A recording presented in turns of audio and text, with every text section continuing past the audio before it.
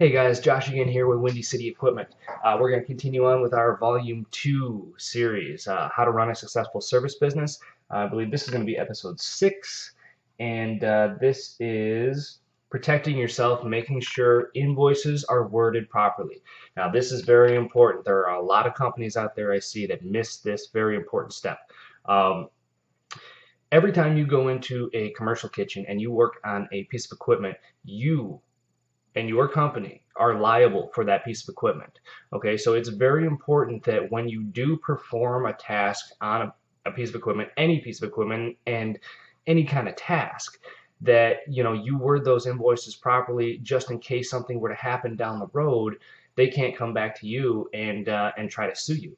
So it's very important on every single job, on every piece of equipment. When we are done with the task or the repair, verify proper function of all components, leak check all fittings, take amp draws of all electric, run the unit to temperature, and make sure it's working 100% normal before we leave.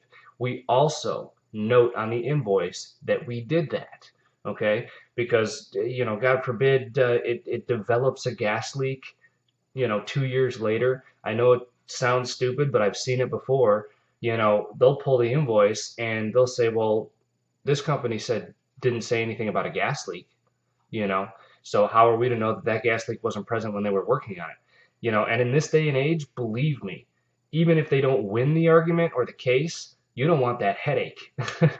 So additionally, if you're working on a piece of equipment that you want to cease all work on because maybe it's a fire hazard or something of that nature, for example, take a fry pot that's leaking oil. You go in because you're supposed to look at the thermostat. You find the fry pot is leaking, and you don't want to put in a thermostat. Well, you still got to bill the customer for your time, right? Yeah. So you're going to write them an invoice, but you need to make sure that you write on that invoice, fryer is not safe to use. Do not use fryer. Extreme fire hazard. Things like that, because then, God forbid, when you walk out the door, if they decide to fire up that fryer and then they burn their restaurant down, well, then they can't come back to you, and say, well, you worked on this fryer and you didn't say anything about it not being safe to use, therefore you owe me a new restaurant.